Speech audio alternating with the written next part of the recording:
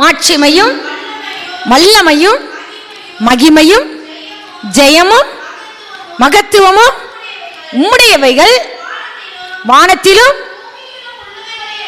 பூமியிலும் உள்ளவைகள் எல்லாம் உம்முடையவைகள். ஐஸ்வர்யம் கனம் உம்மாலே வருகிறது. எவரையும் மேன்மைப்படுத்தவும் பலப்படுத்தவும் உம்முடைய கரத்தினால் ஆகும். உம்முடைய கரத்திலே வல்லமை இருக்கிறது ஆண்டவரே, பராக்கிரமம் இருக்கிறது ஆண்டவரே.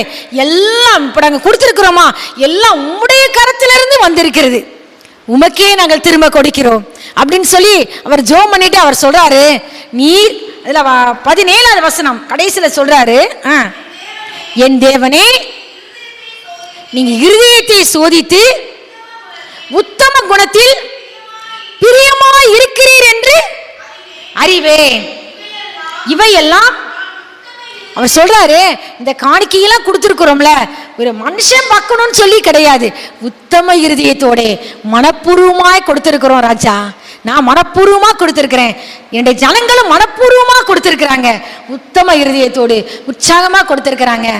அதே போல என் குமாரனாகிய சாலமோன் உம்முடைய சாட்சிகளையும் உம்முடைய கற்பனைகளையும் கட்டளைகளையும் அவன் தொடர்ந்து கை கொண்டு நடக்கணும் ஆண்டவரே.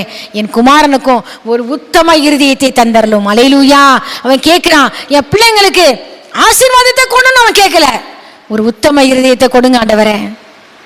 நம்மளும் எப்படி கேட்கணும் ஆண்டவரே, என் பிள்ளைங்க உமக்கு முன்பாக நடந்து கொண்டு உத்தமனாய் நடக்கணும் ஆண்டவரே.